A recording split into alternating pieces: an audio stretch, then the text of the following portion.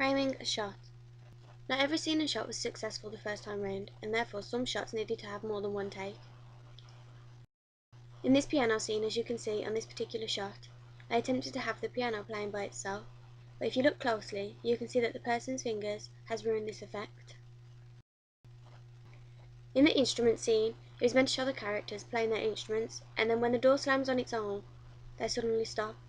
However, because of me having to film and open the door quickly before being seen on the footage, it made it hard, and because of this, the scene didn't go as planned.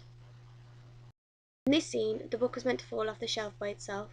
However, this wasn't possible without someone pushing it off the shelf from the other side. However, from the footage, you can see the book the person is using to push it off the shelf with.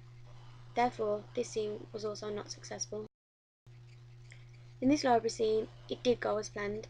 However, his face wasn't clear enough, so we had to come up with a way where we could see it more clearly.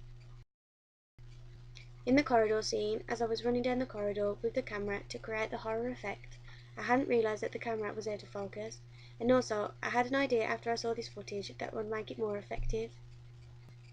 In this corridor scene, the scene went as planned. However, the character didn't fall in the right place, and therefore it didn't match the other footage, and so the scene wasn't right. Even though I made many mistakes, these can all be corrected to make the scene look better and more effective. For example, in this piano scene, it was improved because we retook the scene and now you can't see the person's fingers as they're playing the piano. The scene is now a success because the piano does look like it's playing on its own, which adds to the effect of the horror. In this instrument scene, I decided to change a little by not having the door slam and just the lights turning off on their own. This made it easier for myself and also looked effective towards the horror theme. The book scene was corrected by moving the book with a stick instead of using another book. Therefore, the book looks like it fell off by a coincidence. The library scene was improved by having a phone light shone on the unknown figure. This highlighted the face and made it more obvious to the audience of what the scene is meant to show.